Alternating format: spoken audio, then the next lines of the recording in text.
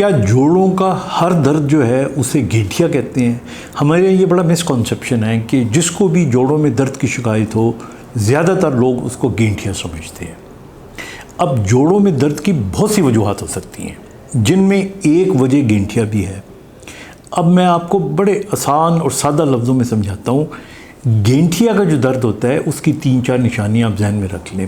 पहली निशानी ये होती है कि इस दर्द में सबसे पहले हमारी उंगलियों के जो जोड़ होते हैं इनमें दर्द शुरू होता है, और ये दर्द जब मरीज़ सो के उठता है तो ये उंगलियां अकड़ी हुई होती हैं, हाथ अकड़े हुए होते हैं।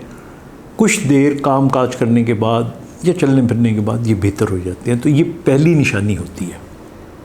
फिर ये दर्द अपनी जगह पे रहता है। जो बीमारी बढ़ती रहती है हाथों में स्वेलिंग आनी शुरू हो जाती है, ख़ास तौर पे ये जो नकल होते हैं हमारे, ये नकल्स, इनके अंदर, फिर हमारी रिस्ट में, जिसको कोनी, ये अपना कलाई कहते हैं, तो यहाँ स्वेलिंग होती है, यहाँ पे दर्द होता है। फिर उसके बाद बीमारी जब और बढ़ती है, 2 चीज़ें हो सकती हैं। एक तो हाथ टेढ़ा होना शुरू हो जाता है या उंगलियां टेढ़ी होनी शुरू हो जाती हैं, और फिर इसके अलावा घुटनों में तकलीफ़ हो सकती है। फिर बीमारी और बढ़ती है तो ये टखनों में भी हो सकती है, हिप में भी हो सकती है, और बाकी तमाम जोड़ों में ये हो सकती है। लेकिन इनकी जो मेन अलामत निशानी होती है वो हमारे हाथों के छोटे जोड़, यहाँ से ही शुरू होती है।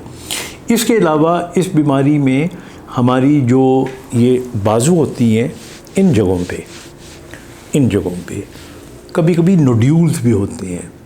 और नोड्यूल का मतलब होता है कि उभरे हुए, जिस तरह आप समझें कोई दाना तो नहीं कह सकते, लेकिन मोती टाइप, जैसे कोई यहाँ पे हाथ लगाएं तो ये महसूस हो सकती है। तो ये एक ऑटो इम्यून डिज़ीज़ है। इसका ताल्लुक भी हमारी इम्यूनिटी से है। हमारा अपना वजूद हमारे जोड़ों के ख़िलाफ़ हो जाता है, और हमारी जो अपनी इम्यूनिटी, जो हमारी प्रोटेक्शन के लिए जो अल्लाह ताला ने निज़ाम दिया हुआ होता है, उसको लगता है कि ये जोड़ हमारे दुश्मन है, और वो उन पे ज़रूरत से ज़्यादा हमला करना शुरू कर देता है। और इस तरह वहाँ पे स्वेलिंग होती है। स्वेलिंग होने के बाद यकीनन पे दर्द होगा। जब दर्द होगा और जब ये जोड़ ज़्यादा सूज जाएगा तो ये फिर टेढ़ा हो जाएगा।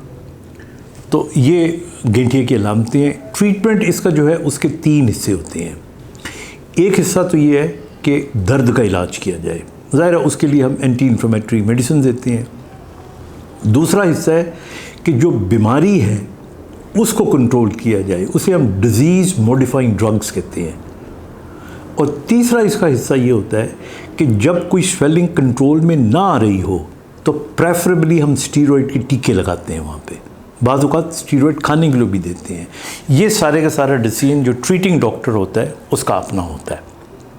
इसके अलावा इसमें जो रिहेबिलिटेशन है उसका बड़ा इम्पोर्टेंट रोल है, ताकि हम हाथों की उंगलियों को, हाथों को टेढ़ा ना होने दें, क्योंकि ये हाथ अगर टेढ़े हो जाएंगे फिर ये आप इसे खाना नहीं खा सकते, आप वॉशरूम में जाते हैं आप कोई चीज़ नहीं पकड़ सकते, टैप को आप नहीं सीधा कर सकते, कपड़े नहीं पहन सकते, जुराबें नहीं पहन सकते, वगैरह वगैरह। तो इसलिए उसको रोकने के लिए फिर आपको फिजियोथेरेपिस्ट के पास जाना पड़ता है, और फिर ऑर्थोसिस की ज़रूरत होती है, यानी कुछ शिकंजे होते हैं या कुछ ब्रेसेस होती हैं जो लगा के आप इनको सीधा रखते हैं। तो इसलिए ये है टिपिकल गेंठिया। इसके अलावा अगर जोड़ों में दर्द हो तो उसकी और वजूहात हो सकती हैं जो हम अपने अगले प्रोग्राम्स में बताते रहेंगे। लेकिन गेंठिया आम तौर पे लोगों का ख्याल है कि ये बड़ी उम्र ही में होता है, कि जो ख्याल दुरुस्त है, लेकिन ये छोटी उम्र में भी हो सकता है, इवन बहुत छोटी उम्र में भी हो सकता है, जिसे जुवेनाइल रूमेटॉइड आर्थराइटिस कहते हैं। अगर कोई ऐसी अलामतें हों, you must consult your doctor. अपना ख्याल रखिएगा। खुदा हाफिज़।